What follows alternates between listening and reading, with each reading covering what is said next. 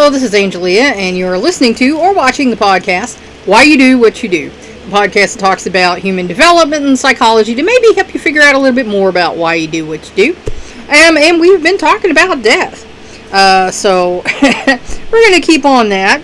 It's something, like I say, if you're alive, you're going to die. If you're born, you're going to die. Sorry if I'm the first one to break that to you, but it's a fact.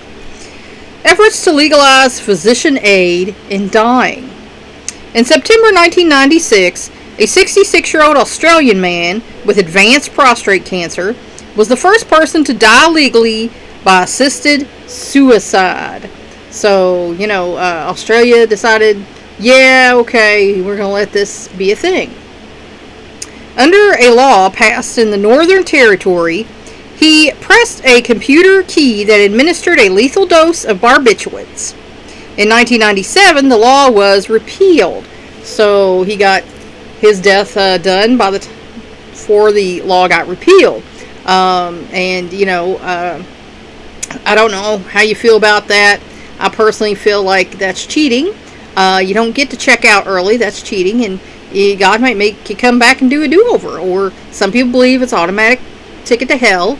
I feel like if you're in that much pain and you really want that, God's like, no, that's cheating. You might have to come back and do it again, till you get it right. Since 1997, when a unanimous Supreme Court left regulation of physician aid in dying up to the states, measures to legalize assisted suicide for the terminally ill have been introduced in several states. So this is something that some people want, So far, Oregon is the only state to pass such a law. That's probably because it's more of a, enlightened state, more liberal, if you will, than most of the other states who feel like, yeah, you shouldn't do that. If God's going to take you out, then you'll be taken out, and you shouldn't purposefully do that to yourself. In 1994, Oregonians voted to let mentally competent patients who had been told by two doctors that they have less than 6 months to live to request a lethal prescription, with strong safeguards to make sure that the request is serious and voluntary, and that all other alternatives have been considered. So there was a process you had to go through. It probably, entailed a psych eval.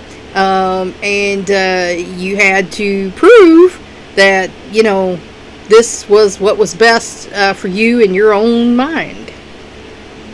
The Oregon Death with Dignity Act survived a court challenge and a repeal referendum in 1997. And in 2002, a federal district court overruled U.S. Attorney General John Ashcroft's attempt to countermand it. The case may well end up in the Supreme Court, and I didn't look to see if it was or not, because honestly, that's not my business. But, I believe that people are going to do what they want to do, and no matter what I say, there's going to still be some people who are going to do, what they want to do. I can give you my opinion. But that's what it is, and some people are just going to do what they want to do. What has been the experience under the Oregon law? In its first 2 years of operation, only 43 terminally ill patients were reported to state health officials to have taken their lives under the act. So that's, not very many people. Physicians reported granting about 1/6 of the 221 requests for lethal prescriptions.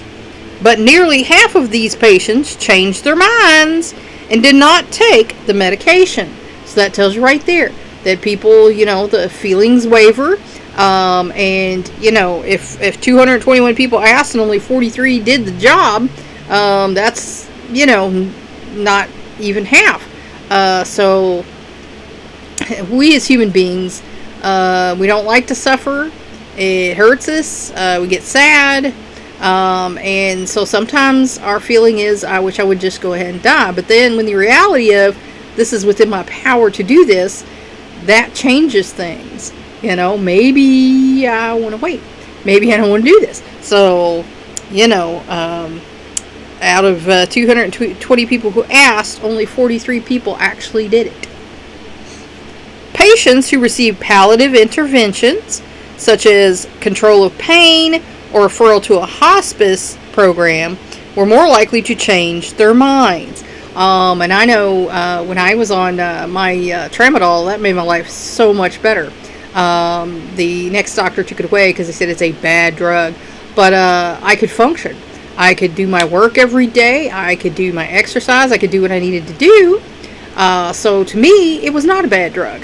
Now, there might have been people out there abusing, drugs, and clearly there were. There was an epidemic going on around here.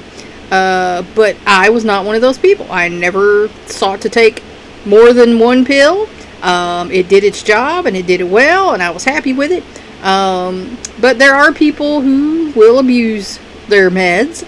As we all know, there's a black market for selling your painkillers. But if you're in a lot of pain and they can manage the pain and make it better for you, then you're going to be happier because you're not in that horrible pain anymore. And anytime you try to do something, it's horrible pain. I think it's a good thing, when a person is in bad pain, to help them relieve that pain, Yes, there are people abusing drugs, but again, the system is flawed. They took mine away, and I turned to other, CBD, and that just made me tired and sick feeling. So now I'm just, managing with Tylenol and crap, which really doesn't do the job. So if you go to palliative care, you get a little more consideration. And in hospice, of course, you get whatever you need. We had a relative go into hospice, and she got, the morphine. I had another relative who they came to the house and also provided that. So, if you can help people to not feel so despondent or in pain, it's better for them. They have a better outlook on life. They might try to, get their loose ends tied up, or they might decide none of that even mattered. I'm going to go be with God and it doesn't matter. So, those are important things that we need to employ with our dying, I think, to make it easier for folks. Patients who requested and used lethal prescriptions tended to be more concerned about loss of autonomy or control of bodily functions than about fear of pain or financial loss. And there are a lot of people like that, very prideful people, and for them, the idea of, and I know a person like that, the idea of being helpless, being bedridden, or needing help with everything is worse than death. It is just such an affront to their dignity, because usually they've been, a healthy or athletic or whatever they feel like they are. That is an affront to their dignity. So to them, rather than be, bedridden or need a bunch of help, they would rather just be dead. So, that's a shame that people feel that way, because even if you are, you still have something, to contribute. You can still talk, maybe. The grandkids still might like coming to see you, and doing things with you. So, I mean, in a way, it's a little selfish, but, not having been in that situation, I can't fully, say that. Excuse me. But, I was in a situation where I was told I was going to die in 3 years, and it kept waiting for the other shoe to drop, and then it didn't drop. And then when I finally got to a good doctor who would talk to me about it, because there were other doctors I saw, and like, well, let's get this balanced out first, then we'll talk about it.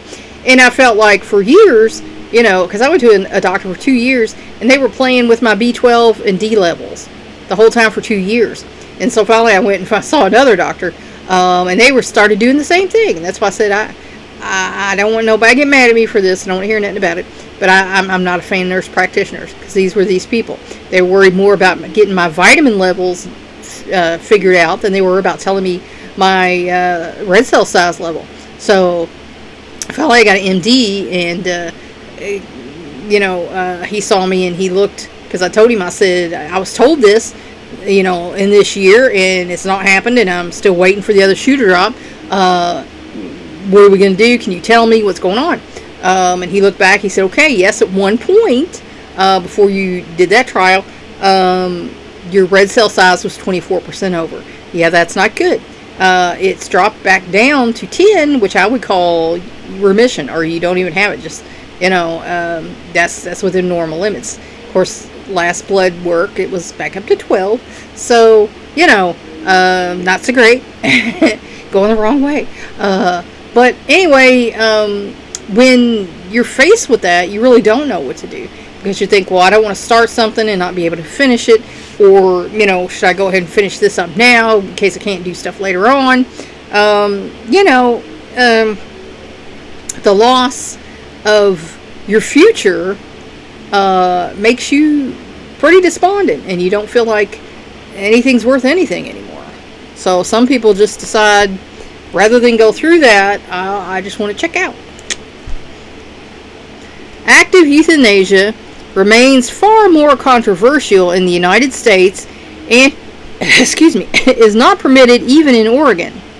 In the Netherlands, both assisted suicide and active euthanasia have been technically illegal, but during the past 30 years, physicians who engaged in them could avoid prosecution under strict conditions. So, they had to meet the conditions to not get in trouble for assisting someone. Now the Dutch Parliament has voted to legalize euthanasia for patients in a state of continuous, unbearable, and incurable suffering. They view it as mercy killing. And like I said, I'm not for that. But some folks believe that if you're an enlightened person, that you will want to end the suffering of this person. But like I said, I feel like palliative care, medications for pain are a much better, tool to use than to just kill people or allow them to kill themselves. Belgium followed suit. In 1995, 2.5% of deaths in the Netherlands resulted from euthanasia or assisted suicide. So 2.5%. That's still a pretty small percentage. But you just have to wonder, was that necessary? Could that have been prevented? And we'll never know. End of life options. One salutary result of the aid in dying controversy has been to call attention to the need for better palliative care and closer attention to patients' motivation and state of mind. Because a negative state of mind is, of course, going to make you feel worse. It's going to make your pain feel worse. So, like I say, I'm a believer in these pain meds, the opiates, the oxy drugs also that will help you with your pain. But I do believe there needs to be some further digging into, rather than just someone says my knee hurts because I heard it, and okay, Tylenol 3 probably do the job for you. Whereas if you have osteoarthritis, osteosclerosis, myelofibrosis, so that the slightest movement, and even just moving because your red cells are so enlarged, and everything is such an effort, getting out of bed, it's just hard, then I think you should be allowed to have some serious pain medication to combat that, because if not, you're just going to be so depressed and feel so useless because you can't get out of the bed without feeling like you're going to expire and fall on the floor. A request for aid in dying can provide an opening to explore the reasons behind it. Because, like I say, some people are just depressed. Some people are in so much pain, they just don't want to be in pain anymore. They want it to stop. When doctors talk openly with patients about their physical and mental symptoms, their expectations, their fears and goals, their opinions for end-of-life care, the family concerns, and their need for meaning and quality of life, ways may be found to diminish their concerns without physician-assisted suicide. And like I say, that's important to talk about this. What's going to happen? What's happening now? What's going to happen when I'm gone? Hash this stuff out. Because, laying around worrying about it is not going to fix anything. When I was told that I was going to die, I made tapes that's how long ago it was. I made tapes for my husband and my kids, with personal stuff on it for them. I had a chest that, I put in my room with the jewelry and choosing things that I wanted to wear, when I pass away for my funeral. And, I made out a little will on the computer and everything. Because, to me, that was important. I wanted to make sure everything was taken care of so that they didn't have to worry about anything. Mom already got it all planned out. My mom did the same thing. So that, when I went, it would all be taken care of, and then I would have, the nice little thing. And I actually went back a few years ago. We had a radio a few years ago that still would play tapes, and I tried to listen to it, and the tape was just not even, audible. You just couldn't even. It was like, so, I lost those, but I've told the kids these things, so they know I love them and care about them, and that I would want them to not worry about me. I'm going to a better place when I go, and to live their lives to the fullest and be happy and know that their mom loved them, and I did the best I could for them. So